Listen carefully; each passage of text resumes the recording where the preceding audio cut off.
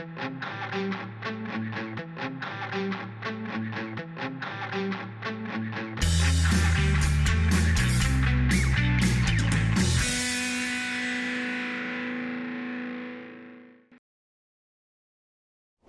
and welcome to our episode of FinTech Focus TV with me, Toby Babb. Today I am absolutely delighted to welcome back into the studio someone we saw, what was it, about a year or so ago About a year ago, yeah. Brian Harkin, great to see you. Cheers, Toby. Nice to see you again.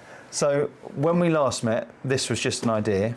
Yeah. And now, well, an advanced idea. It was in the at press, and now here we have it. Yeah. Brian Harkin's official book, available in all good bookstores. Yeah. Congratulations, Thanks very much. Labour of love. Absolutely brilliant to see it in print. I know we were talking beforehand about where it's gone and where you've gone and everything else in between. So we've got a lot to catch up on and sort of recover the idea of the Galapagos Framework, easy for me to say. Yeah.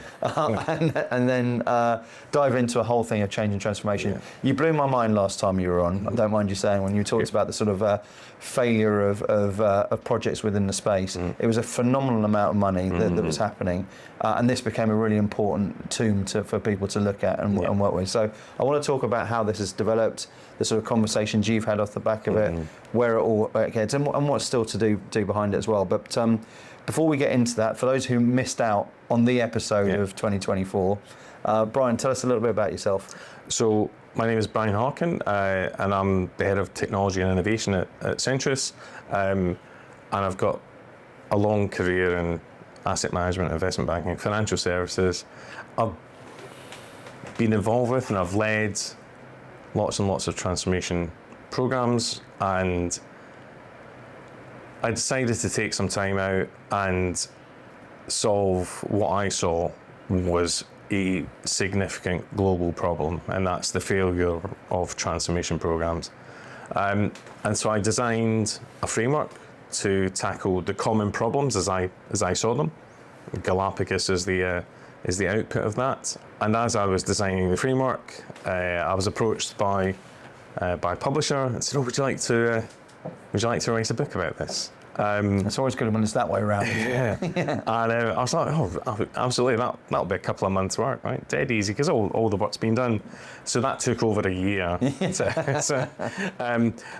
But in the end, the book's out in the wild, and it's being well received. I'm delighted to see. Yeah. And that must be a great feeling, right? Do you know what it was? I had a book launch again, and the buzz after the book launch was enormous, and it took me completely by surprise. And Vertex 11, a consultancy in the States, have decided to adopt Galapagos as their framework of choice for transformation programs, and so thank you to Ray and Nick for their enthusiasm and support. But they've taken this, and we're on a program now of certification, so moving from foundation to practitioner to professional. And last week I saw the first cut of the course materials, and it blew me away. The quality was excellent. We had uncovered some insights that I haven't written the book. I hadn't actually considered, and chatting with them back and forth, it became really apparent that there was a broader application of the framework, not just from within digital transformation, but in general transformation programs across many different business domains. So yeah, really encouraging. So yeah, it's all going really well. So it started here. It's already moving. It has a little bit, yeah. Congratulations on that. Because I know how passionate you are about the whole subject. And yeah, if you look at this and sort of badge it as breaking the sort of model of transformation, doing things a little bit differently and looking at things in a different way. Tell us a little bit about the sort of formation and sort of re-go over the Galapagos Framework and what your origin story is. The human element is left out of most transformation programs. So I talk about this extensively. And the tagline for the framework itself is it's a human-centric approach to transformational change, and putting the human at the centre of the change program will invariably lead to better results. Too often, the human and the people that are delivering the transformation are not considered and certainly not placed at the centre of the change story. And what's that look like? That looks like the like here it is. We need to have a digital transformation. We're going to push it in there and just say right here, deliver it. You know. Yeah. In short, whereas actually it's about winning the hearts and minds first, right? Absolutely. So transformation is it's not a reorganisation. That's just moving boxes around, right? Transformation is changing the way the organisation thinks, responds, and leads. Yeah. And the only way you can do that is through the people within the organisation and how they interact with people outside of the organisation, the customers and the third parties, as we talked about. So the framework itself covers 3 dimensions. So the human dimension, the organisational dimension, and the delivery dimension. So the human dimension we've touched on. The organisational dimension is again, often organisations will actually get in their own way, right? They will have silos set up. There'll be a lack of CEO sponsorship for the program, because these are inherently risky programs, and without that level of sponsorship, it's almost setting yourself up to fail. And then the delivery dimensions, and we've all seen these huge transformation programs, hundreds, if not thousands, of lines of interrelated streams of work and project plans. That's not fit for the dynamic and ever-changing world that we live in now. It was fine when things weren't changing so frequently. In fact, even then, they failed quite spectacularly and quite frequently. But now, unexpected events, unanticipated external forces, as well as internal change, can have a dramatic impact on the delivery of a transformation program. The way in which Galapagos approaches this is that we take smaller, faster, and much more iterative steps to delivery. So rather than having huge program plans, we deliver in a deliberately non-linear way. When you see a plan that says start here, finish here, that doesn't take into account the often messy reality of transformational change in a complex, dynamic environment. Exactly, and if I misquote this, excuse me, but it's the whole idea of eating the elephant one mouthful at a time. Absolutely, yeah. And organisations are badly advised. They are told that the only way in which they will achieve lasting and successful transformation is by transforming the entire organisation simultaneously. And that is an unachievable task, right? It's too complex, the risk profile is enormous, it increases costs, and it increases failure rate. And the approach here is to actually just turn that model on its head and just break the process and say, actually, one of the counterintuitive ideas we present is that the most efficient path is not a straight line. It's actually an iterative and a dynamic path, because that is the way in which businesses run. If you have a linear path, by the time you deliver your transformation, the business has moved on, or the world outside has moved on, so you're immediately reducing your value and impact. Whereas if you have smaller, more iterative steps, you can move quickly and you can pivot. Makes perfect sense, So that's really one of the founding principles of the framework. I want to go back to something you just touched on, which is organisations getting in their own way, and we see that all the time. And that's sponsorship from top down. If I think about where I see some of the biggest problems, where I see people coming into it, and actually, if I think from our own position of where we've brought in technology, as for example, so not necessarily huge transformation, but bringing in a new system. Two things happen. Is one that you can have the sponsors of that particular project assuming that everyone's got the same vision, number one, and not necessarily then sort of bringing it through and working with people beforehand. And number two is then the I guess the post-implementation blues, where you see someone get that product in place, it's a big fanfare at the start, and then they fail to have adequate post-sales there afterwards. That's my view of digital. You haven't actually read the book, but I actually talk about the valley of morale. Yeah. And that happens all the time. Yeah. So, and this is fueled by a race to the finish mentality. You get to transformation, either it invariably doesn't meet the goals, and then you have this valley of morale afterwards. Yeah. And that's that happens all the time. Yeah. And the way in which Galapagos approaches this is that it drives behavioural change, right? Yeah. Because success breeds success. So because we are delivering smaller, self-contained transformations with a higher degree of success, when these things start to multiply, then we get it's almost like a virtuous cycle ensues, and so you don't get this. And there is no digital end state, right? And there is no transformational end state. And we see this in FinTech, we see it in startups, where transformation is their BAU, right? Large organizations don't have that mentality fully yet, although we have seen the rise of the Chief Transformation Officer, which is, indicative that businesses are starting to understand that transformation is something that they will have to do on an ongoing basis. It's a really interesting play, that, isn't it? And I'm pleased you touched on that job title, because there are various C's that have advanced over the years. So if I roll back 25 years, the IT director was the CTO.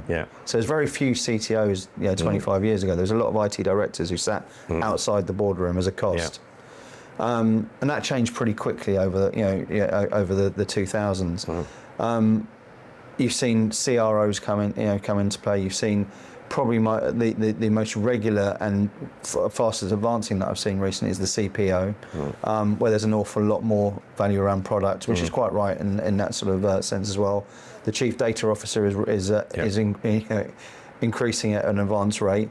Obviously, CIO is coming alongside that, but this Chief Transformation Officer, I wonder if that's going to be the next big job title advance within the board arena. I think when you talk about the sort of numbers you're doing, absolutely. Actually, people wouldn't have seen that first one. Just refresh us with some of the statistics that you're looking at. So about approximate about $3.6 trillion is spent annually on transformation, and approximately 2.3 trillion of that is spent on failure. Now, I mean, that is an absolutely phenomenal. It's enormous. It's somewhere north of 70%. And so the numbers are utterly staggering right now. Even if those numbers are out, although they have been corroborated by lots and lots of different surveys, even if those numbers are out, the problem is still very large, and the amount of waste is still massive. So it is huge, right? And we're talking about the business environment is becoming more volatile and more uncertain, and as such, in order for businesses to survive, they have to transform.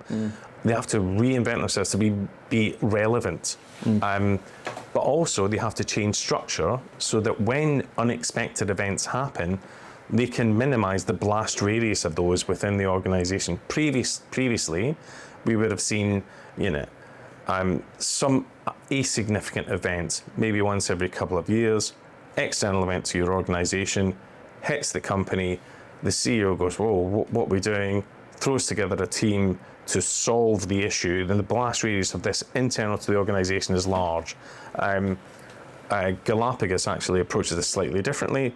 It sets up an organizational structure that is predominantly focused on transformation, but can be repurposed to absorb the impact of unexpected external events, so that these don't cascade through into your core systems.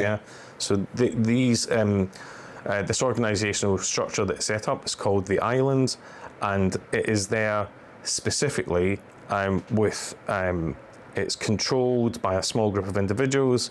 They have control over culture, tools, communication processes, and this unit is ideally set up to absorb the impact of external change. As you've been talking, I've sort of been thinking to numerous conversations I've had about agile transformation over the years, and there's elements of agile that sort of come into the framework, right? Absolutely, and I'm a massive agile proponent, and people that read this will people that have come from an agile background will get this straight away. They will understand the philosophy behind it, and they will understand the benefit that it brings. So yeah, it's almost like transformation agility. The evolution of agile. It's exactly what it is. Yeah. We're just taking it to a different level. So rather than at a small project level, I'm looking at this now from up to a multinational, globally distributed organisation will be able to run the Galapagos Framework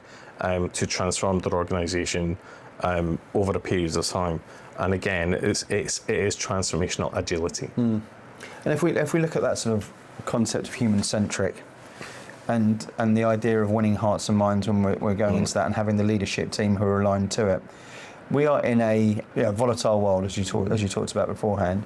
We are in a space there where there is an awful lot of protectionism of careers, and people not wanting to admit mistakes. As you were talking, I was sort of thinking of the famous "no one ever got fired for hiring IBM" sort of line that comes into it. And I think that's sort of we sit in a sort of risk-free world where no one wants to take full responsibility for a failure. Everyone wants to take full responsibility for a success, right? Within that. And I love what you talk about embracing failure in this by doing it by breaking it down into smaller chunks, which I think failure and innovation are inextricably linked at the same sort of time, right? So with that in mind, living in a sort of space where people have that fear, living in a world or a sector which is fairly conservative and which we're looking at, working out that people are always or regularly looking after number one within their process and their careers at the same sort of time. With that sort of perfect storm around, how can people be properly human-centric and be successful within this sort of stuff? That is an excellent question, and it's multifaceted, right? Yeah. Ultimately, this is a leadership problem, right? Culture is driven from the top down mostly, right? And it's leadership that will make the difference, right? And Galapagos leans into leadership a lot. It identifies issues with leadership, and it suggests ways in which we can either minimise the impact or improve the way in which the organisation functions by improving the way in which the leadership structure executes. How do we stop this? So we talked about this the island, a semi-autonomous group that's driving the transformation forward. They have their own management structure, they have their own accountable executive, and it is within that unit that the accountability for the success of the transformation is held. The culture within this group, again, is driven by the leadership. The leadership will ensure that those individuals that are part of the island structure are basically it's a coalition of the willing. It's a leadership problem to make sure that there is no fear of failure. To your point about failure and innovation being inextricably linked, it's absolutely true. It is, if we are not failing, we are not moving forward. But the way in which we fail is important. We have to fail fast and we have to fail in a controlled environment. We can't have failure at this end of the cycle. We need to have failure right at the beginning. And this is how the framework supports innovation. It supports leaders in making sure that they are providing a psychologically safe environment for their teams, right? It's our job as leaders to deal with all the nonsense that goes on outside, right? We need to allow the team internally to focus on the job at hand, whatever that may be, whether it's a transformation or another thing. So it's super important that as leaders, we allow our teams to fail fast, because that drives more innovation, right? And if we drive more innovation, it drives more innovation, it drives velocity. The impact, the positive impact that this has is enormous. I think that's such an important aspect to look at, because I've read a lot of really inspiring books and some teams who've done some incredible things across military or sport or whichever where it comes into play. And those environments that really sort of stand out to me, the ones who do embrace failure. I've heard stories of how they've had failure meetings. They've celebrated the failures afterwards. And I think actually Clive Woodward used to do this a bit with England Rugby, where they would when they'd had a loss, they would go out and they'd drown their sorrows and get together, etc., etc. When they'd won, they'd go in there and say, right, what have we done and what can we do immediately afterwards? So it's more of a deep dive afterwards and saying, right, what could we have done better? How can we get there? But I think that sort of thing of reforming the relationship with failure is an important aspect of it all. And when people are there and not afraid to do that sort of stuff, they're not afraid to go wrong, not in fear of going wrong, but they can then sort of push themselves out that comfort zone to try more. And that's where the great innovation is found. And there's so many examples of that, particularly in the technology sector. Yeah. So many examples of where that's all come together and created some of the greatest innovations in history. Exactly, and within the book, I talk about the team with a capital C, right? Yeah. You know, we no individual succeeds or fails. The team succeeds or fails, right? Yeah. So within this organizational structure, the island, it's collective success, it's collective failure, right? And as long as the reasons for failure are understood, it's absolutely fine. Move on, right? And this, it increases the pace of change execution. It increases the probability of success. It reduces the risk. And as such, it may sound again counterintuitive, but failure will actually reduce your cost. Yeah. Especially when it's not as spectacular as the end result. Absolutely, yeah. What we've been speaking about. So I want to just go back to something you talked about earlier about how this is being adopted by other places, and you've seen it there. You've written this book. You spent a year's labour of love putting everything into it. It looks spectacular. I'm looking forward to reading it, and it's coming with me to my holidays in a couple of weeks, and I'll give a full book report. But tell when you wrote it. And when you put this all together, and when you went there, where did you see it going? What was your sort of vision for what could happen with all of this? So what is the? Well, I did this mostly out of the sense of altruism. Yeah. I wanted to.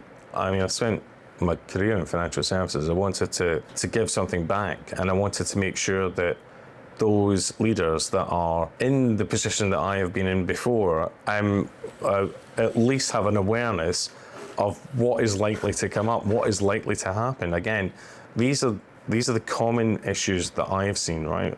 I would guarantee that they're common globally. Yeah. And so, if I can help organizations save, potentially hundreds of millions of pounds by at least giving them a heads up saying, look, these things are going to happen, right? This is how you might want to think about getting around those issues, then that's it for me. The fact that this is now sort of taken on a bit of a life of its own is brilliant, right? The framework and the book, it's going in places that I hadn't envisaged, and that's exactly what I wanted, because it's a framework. I'm not prescribing that you have to do this, right? Take elements of this, take parts that work for your organization. Every transformation is unique, and every transformation is born out of its own organization's ecosystem. And that's why you can't provide a one-size-fits-all methodology for transformation. It's just impossible. But what you can do is say, look, this is a broad framework through which you might want to at least place elements of your program, or at least be aware of what is likely to happen. And that makes it a really interesting sort of play for you to watch it and see it develop and grow out there and do it. And as you say, when you're starting to see people take that all over the world and start to implement it into action.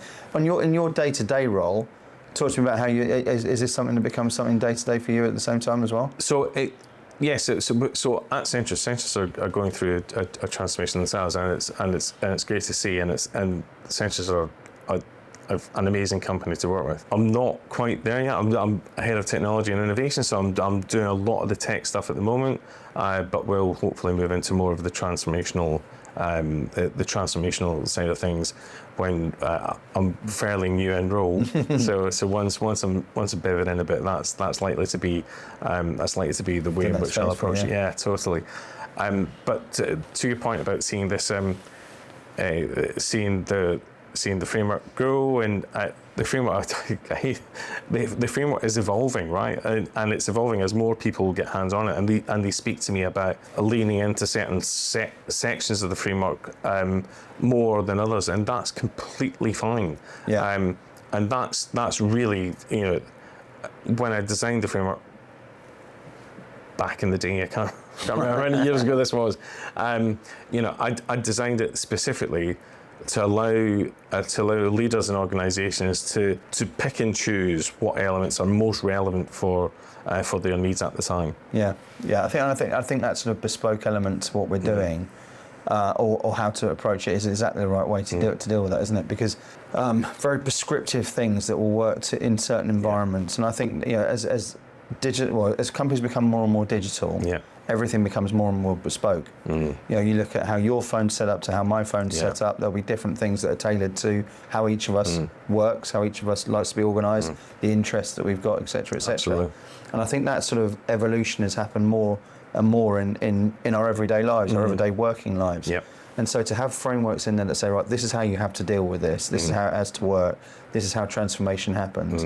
Just doesn't fit for purpose. And to be individualised, to be tailored to work with people who you're dealing with, I think is a fundamental part to all of it. And this comes back to the point about volatility, uncertainty, and ambiguity. We're in this environment just now, and you can't be prescriptive, because you don't know the challenges that are going to be 6 months, 12 months, 24 months down the line. I mean, we used to have multi-year strategies, right? Those things, that's irrelevant now, right? You can still have a direction of travel, but things are changing so quickly that the strategy cycles have to shorten dramatically, and so we can't be too prescriptive. We have to be more nimble, and we have to be able to pivot quickly. And Galapagos allows organisations to pivot when unexpected things occur.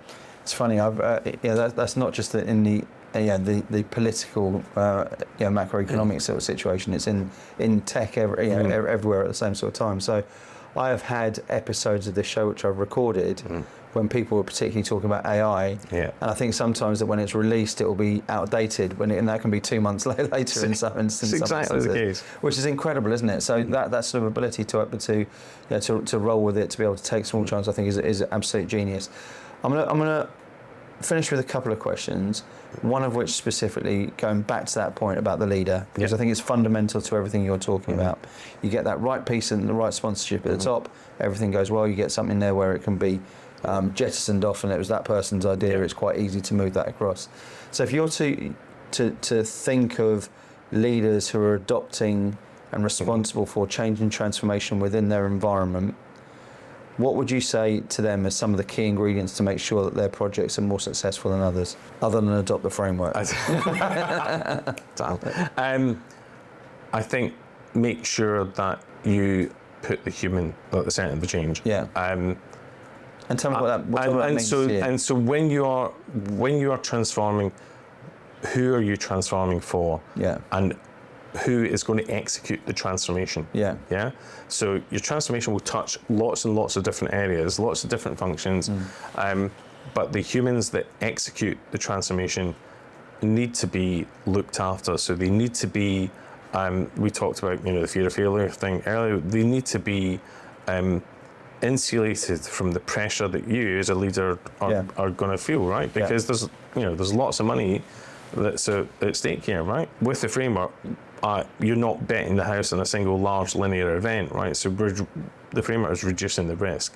But I would, in terms of leadership and how you run these programs, you have to make sure that the human aspect is taken into account, and that you break down silos, and that there is no hierarchy, and that people feel free to communicate openly and honestly. Because when we enter into an environment where people are scared of putting their hands up and saying, "Look, we messed up," then that's a bad situation. So in terms of leadership, try and put the human first. No, I absolutely agree with that. My follow-up question to that is, look, we've spoken a lot about all the good, the bad, and the ugly of the book. And it's certainly, there's so much to take away from it. We've touched the surface of it in the last half hour or so. Tell me who should be reading this, and where can they get it? All good bookshops. It's on Amazon. It's on Amazon. It's on CRC Press's website, Taylor and Francis' website as well. Barnes and Noble. You get it from all of those. Who should be reading it? Anybody that is either involved with transformational change, anybody that is experiencing issues with transformational change, and anybody that wants to reduce risk and save money in their transformational programs should read the book. There you go. Get after it. Enjoy the read. Brian, a pleasure as always. Thank you very much. Thanks so much for coming in. And thank you all for watching. You've heard the interview. Now read the book. We'll see you next on next episode of FinTech Focus TV. Thanks a lot.